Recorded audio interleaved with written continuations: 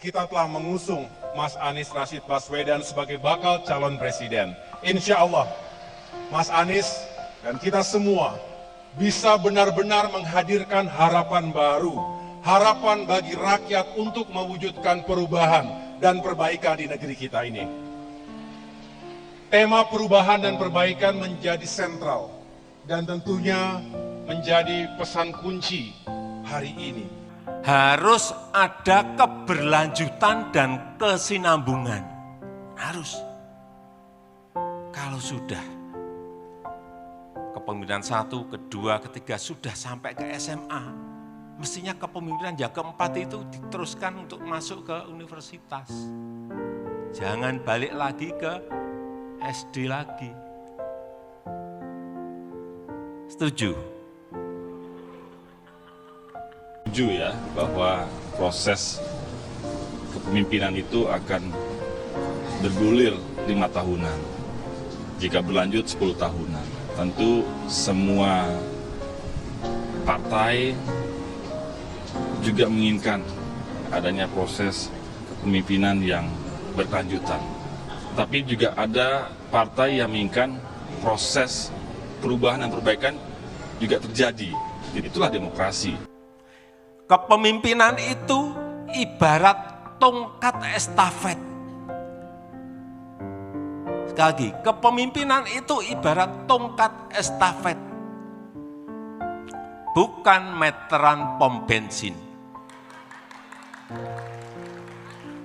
Kalau meteran pom bensin itu, Pak, dimulai dari nol ya. Sama ditunjukkan ini. Apakah kita mau seperti itu? Enggak kan? Bahwa kepemimpinan itu memang memiliki koneksivitas dan memiliki keberlanjutan kemajuan. Dengan demikian campur tangan dari Pak Presiden Jokowi di dalam mencanangkan visi 2045 mau tidak mau adalah mengarahkan pada kesamaan haluan negara.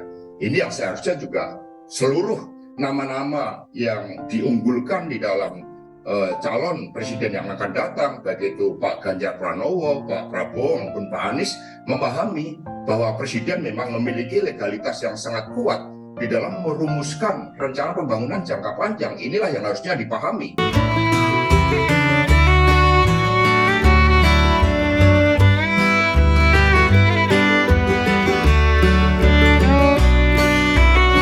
Saudara Presiden Jokowi melempar sindiran bahwa estafet kepemimpinan bukan meteran pom bensin. Sindiran ini seolah diarahkan kepada bakal capres Anies Baswedan yang dianggap sebagian kalangan sebagai antitesa Jokowi. Jadi bagi yang sekarang sedang bertugas jangan pernah khawatir karena memang tugasnya akan selesai.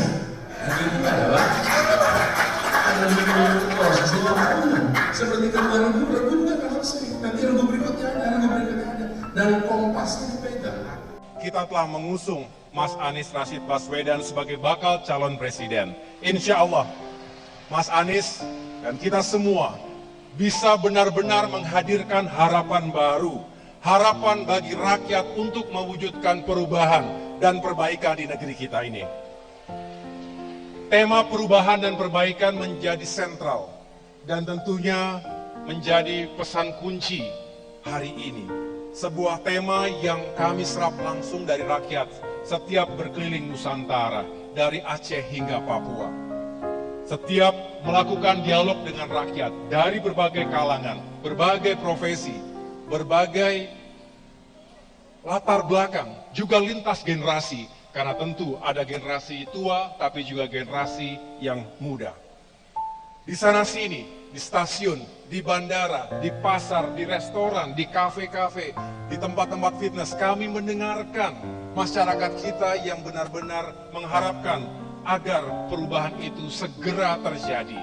Karena rakyat hari ini menghadapi banyak sekali permasalahan. Betul ya Bapak Ibu sekalian ya? Harus ada keberlanjutan dan kesinambungan. Harus.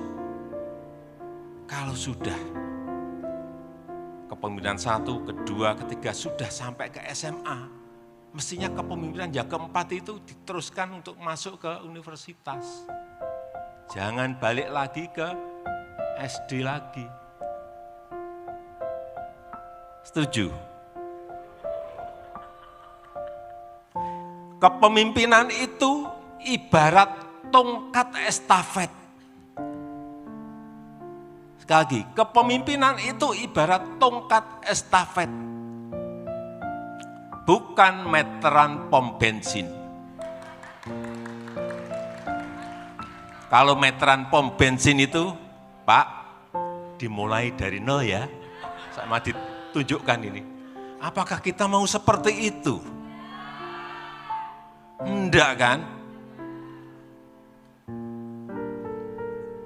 Masa kayak meteran pom bensin?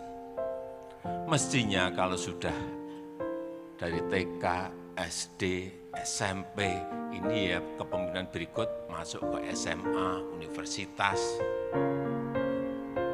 Nanti kepemimpinan berikut masuk ke S2, S3, mestinya seperti itu.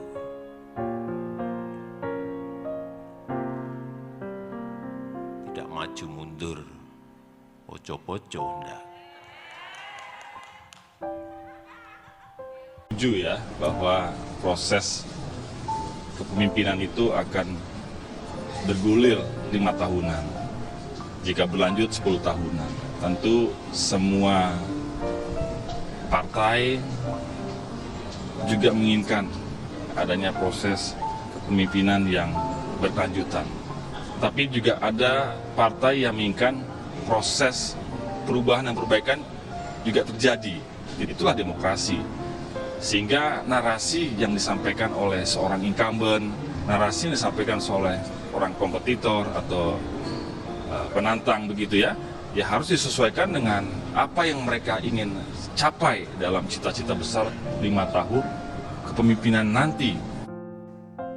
Apa yang disampaikan oleh Presiden Jokowi kan berkaitan dengan rencana pembangunan jangka panjang, mengungkapkan suatu visi masa depan Indonesia 2045, dan diperlukan bagaimana syarat kemajuan itu memerlukan adanya stabilitas, kepemimpinan yang berani, yang smart, yang punya nyali, dan juga pentingnya kualitas SDM.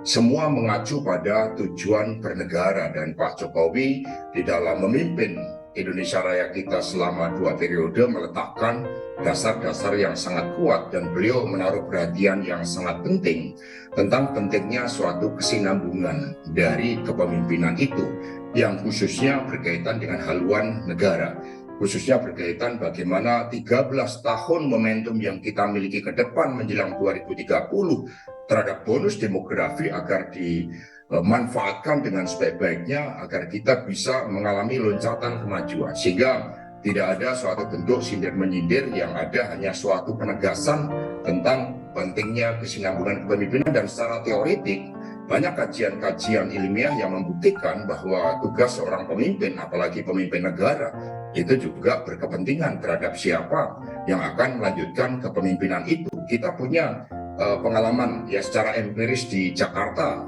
bagaimana berkaitan dengan penanganan banjir hanya untuk sodetan di dalam mengatasi banjir saja, tidak dilanjutkan kepemimpinannya karena terjadi proses pergantian yang memiliki suatu garis-garis kebijakan yang berbeda, sehingga Presiden Jokowi menekankan pentingnya aspek kesinambungan tersebut. Artinya benar ya Pak Hasto, yang disasar adalah baca pres Anies Baswedan? Ya, tidak dilakukan secara spesifik, hanya saja bahwa kepemimpinan itu memang memiliki koneksivitas dan memiliki keberlanjutan kemajuan. Dengan demikian, campur tangan dari Pak Presiden Jokowi di dalam mencanangkan visi 2045 mau tidak mau adalah mengarahkan pada kesamaan haluan negara. Ini yang seharusnya juga seluruh nama-nama yang diunggulkan di dalam calon presiden yang akan datang, baik itu Pak Ganjar Pranowo, Pak Prabowo maupun Pak Anies, memahami bahwa presiden memang memiliki legalitas yang sangat kuat di dalam merumuskan rencana pembangunan jangka panjang. Inilah yang harusnya dipahami.